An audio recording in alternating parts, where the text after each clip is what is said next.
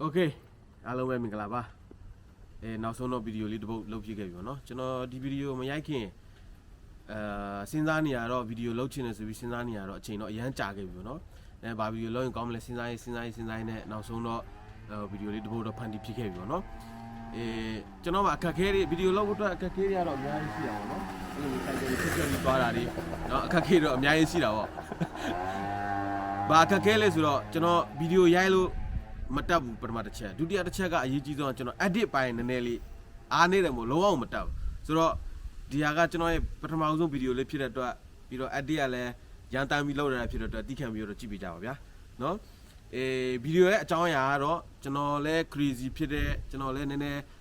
ဝါသနာပါတဲ့အလုပ်လေးတစ်ခုဖြစ်တဲ့sport car ကိုပြန်ပြီးတော့ကိုလိုအပ်တဲ့ design ကိုလိုချင်တဲ့ design customize လုပ်တာပေါ့နော်ကျွန်တော် crazy ဖြစ်တဲ့ဟာလေးကိုအားလုံးပဲ live ပြီးတော့ကြည့်ပေးကြပါဦးဗီဒီယိုလေးမစခင်တော့ကျွန်တော်ကားလေးတစ်စင်းနဲ့မိတ်ဆက်ပေးပြရစီနော်ဒီကားလေးကတော့ Toyota 86 2015 model ပဲဖြစ်ပါတယ်ကျွန်တော်ဂျပန်လီလန်မှာဒီကားလေးကိုဈေးပေါ်လေးနဲ့ဒီတက်တန်လေးနဲ့ရထားတယ်လို့ပြောရပါတော့ဈေးတက်တန်လေးနဲ့ဆိုဘာဈေးတန်လဲဆိုလို့ရှိရင်ကားကတော့ကျွန်တော်ဝယ်ထားတဲ့ဈေးကတော့ပုံမှန်ဈေးပဲဒါပေမဲ့တန်တာဘာတွေတန်လဲဆိုတော့သူကဒီကားတစ်စီးလုံးကို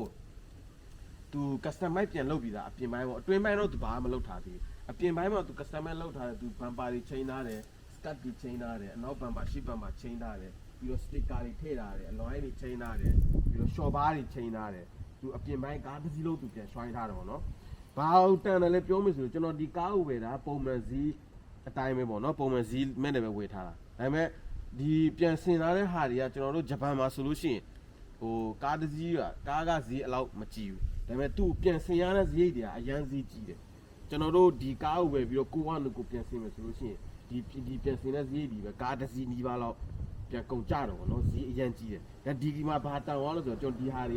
ကဘူပါပြီးသားဆိုတော့ဘာမှလုပ်ဆောင်မလို့သူဘောနက်တွေအစားအကုန်လုံးချိန်ထားတယ်ဘောနက်တွေလည်းချိန်ထားတယ်ဘမ်ပါချိန်ထားတယ်ပြီးတော့ပါးချမ်းတွေလည်းချိန်ထားတယ်ကျွန်တော်ချက်ပြပြီပဲနော်ဒီမှာဆိုလို့ရှိရင်သူဘမ်ပါတွေချိန်ထားတယ်အရှိဘမ်ပါဗောနော်ရှေ့ဘမ်ပါတွေချိန်ထားတယ်ပြီးတော့ဒီမှာဘောနက်လည်းသူချိန်ထားတယ်ပြီးတော့ဒီမှာပါးချမ်းလည်းချိန်ထားတယ်နော်ပါးချမ်းလည်းချိန်ထားတယ်အလွိုင်းလည်းချိန်ထားတယ်ပြီးတော့အထဲမှာ short bar လည်းချိန်ထားတယ် short bar ကျတော့နည်းနည်းမှောင်နေတော့မမြင်ရဘူးဖြစ်တယ်ဒီ short bar လည်းသူချိန်ထားတယ် short bar ဆို blade short bar သူထည့်ထားတယ်ပေါ့နော် blade short bar ပြီးတော့ဒီမှာ skirt ထည့်ထားတယ်ပြီးတော့ sticker ထည့်ထားတယ် sticker နဲ့ဒီရဲ့ဒီ skirt ဒီ bumper တွေနဲ့ကbrand တစ်ခုတည်းပဲသူကတစ်စင်စာပေါ့နော်ဒီအနောက်မှာသူအရှိမီလုံးချိန်ထားတယ်အနောက်မီလုံးချိန်ထားတယ်ပြီးတော့အနောက်ဘမ်ပါကြီးလည်းချိန်ထားတယ်အေဇောလည်းချိန်ထားတယ်ပြီးတော့ spoiler တော့ကျွန်တော်ပြန်ထည့်ထားတာပေါ့နော် spoiler အကြောင်းတော့နောက်ဗီဒီယိုတစ်ပုဒ်ထပ်လုပ်ပြီးမယ်နော်ဒီမှာအားလုံးချိန်ထားတယ်အလိုင်းလည်းချိန်ထားတယ်နော်သူမီလုံးလေးဆိုလည်းသူပြန်ချိန်ထားတယ်ဒီကုန်ကြစရိတ်ပဲကားတစ်စီးစာလောက်ပြန်ပြီးကုန်ကြတော့နော်ဂျပန်မှာဆိုကျွန်တော်တို့ဂျပန်မှာကျတော့ဒီပြန်စင်စရိတ်ကနည်းနည်းအရန်ဈေးကြီးတယ်ဒီပြန်ဆင်ရတဲ့ဈေးက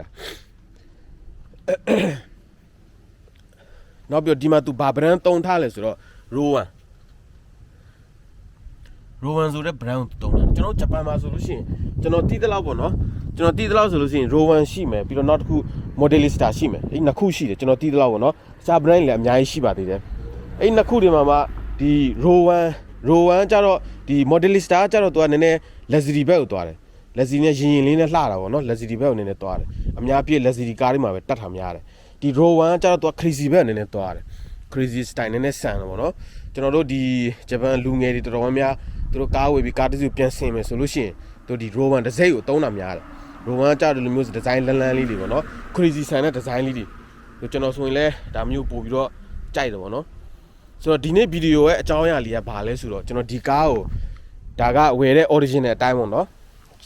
်ကျွန်တော်ရဲ့ဝါသနာကဘာလဲဆိုတော့ကားတစ်စီးဝယ်ပြီးဆိုရှင်ဒီတိုင်းပဲကျွန်တော်မစီးချင်ဘူးအဲ့လိုမျိုးကိုကဘယ်နဲ့ကိုကြိုက်တဲ့ပုံစံလေးတွေနည်းနည်းပါထည့်မယ်ရွှိုင်းမယ်ဘာညာလုပ်မယ်ပေါ့နော်ကဲဒီနေ့ဗီဒီယိုမှာကျွန်တော်ကပထမဦးဆုံးအနေနဲ့ဘာလုပ်မှာလဲဆိုတော့အမြဲတမ်းလုပ်နေကြအတိုင်းကားတစ်စီးမှာပထမဦးဆုံးအချက်ကကြတော့ဖနက်စီမယ်ကျွန်တော်တို့ဖနက်စီမယ်ဆိုတာကအလွိုင်းကျွန်တော်တို့အလွိုင်းလင်းမယ်ကျွန်တော်ဒီအလွိုင်းကိုတိတ်မကြိုက်ဒါပေမဲ့ကြိုက်တဲ့လူတွေကလည်းဒီဟာကိုကြိုက်ပါတယ်ဒါပေမဲ့ကျွန်တော်အမြင်ပြောတာပေါ့နော်ကျွန်တော်အမြင်ကတော့ကျွန်တော်ဒီအလွိုင်းကိုတိတ်မကြိုက်ဘူးဆိုတော့ဒီနေ့ဒီဗီဒီယိုမှာကျွန်တော်ဒီအလွိုင်းကိုလဲမယ်ဗီဒီယိုရိုက်ရတဲ့အကြောင်းရင်းက ကျွန်တော်လိုပဲ crazy ဖြစ်ပြီးဝါသနာပါတဲ့လူတွေအတွက် budget အနေနဲ့ပေါ့နော်ဟိုကျွန်တော်တို့လိုဟို sport car လဲစီးကျင်တယ်ပြီးတော့ငွေလဲအဲ့လောက်ကြီးမတက်နိုင်ဘူးဆိုလို့ရှိရင်ကျွန်တော် recommend ပေးတာကျွန်တော် Toyota 86ကအကောင်းဆုံးပဲအကောင်းဆုံးရွေးချယ်မှုတစ်ခုပေါ့နော်သူကဈေးလဲ sport car တွေထဲမှာဈေးလဲအဲ့လောက်လဲမကြီးဘူးပြီးတော့ကားလေးရတယ်လှတယ်နောက်တစ်ခုကကိုကဒီကားကိုပြန်ဆင်ကျင်တယ်ပြန်ရွှိုင်းကျင်တယ်ဆိုလို့ရှိရင်လှုပ်ချင်တယ်လို့လှုပ်လို့ရတဲ့ကားတစ်စီးပြီးလှုပ်တော့လဲရုပ်ထွက်တဲ့ကားပေါ့နော်ပြီးတော့ budget လည်းအလောက်ဟိုမဖြစ်ဘူးပတ်စံလဲငွေလဲအလောက်မသုံးရအောင်ဆိုတော့ဒီကားလေးကိုကျွန်တော် recommend ပေးရှင်ပါတယ်အလွမ်းအောင်လဲနောက်ပြီးတော့ကျွန်တော်ကဒီကားမှာအစ်စ်တွေထဲမှာမဟုတ်ကျွန်တော် budget အနေနဲ့ဟိုကိုတက်တလောက်မှတ်တလောက်လေးနဲ့သွားမှာဖြစ်တဲ့အတွက်ပရိသတ်တို့ဝိုင်းပြီးတော့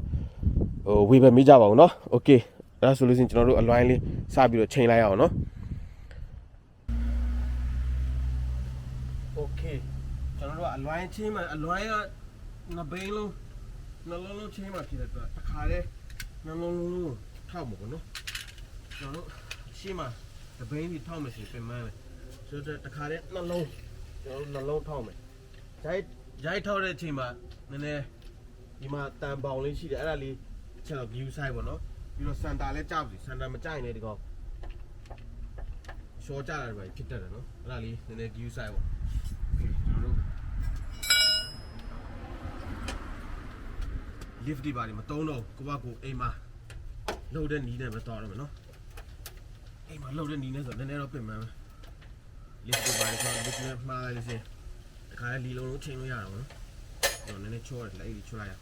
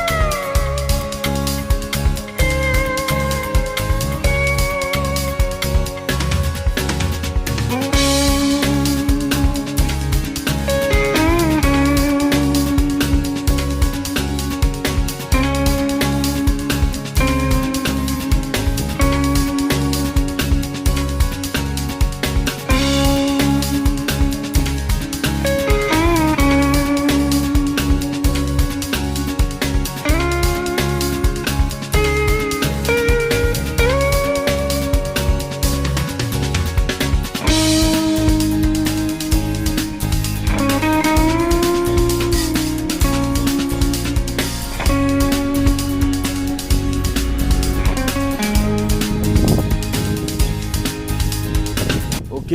အလွိုင်းတော့လဲပြီးသွားပါပြီဒါကတော့အလွိုင်းလဲပြီးသားအနေထားပေါ့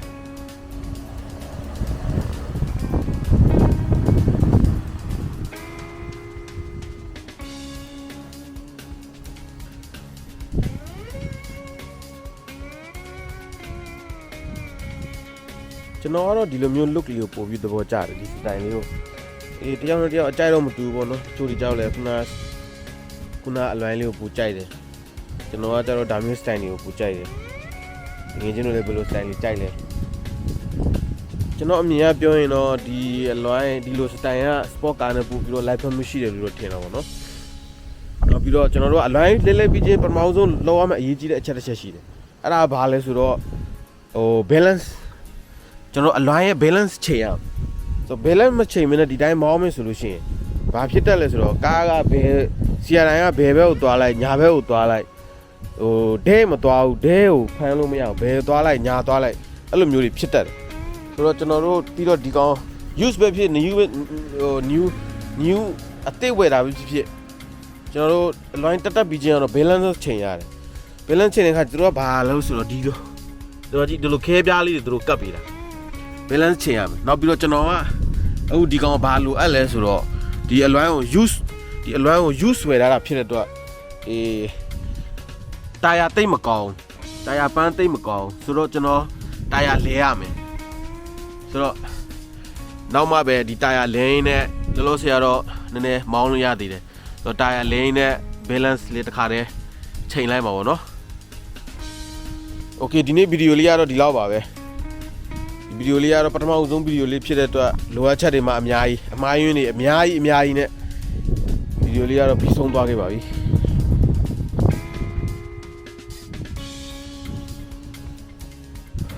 နောက်ဗီဒီယိုမှာကျွန်တော်ဒီကားတစ်စီးကို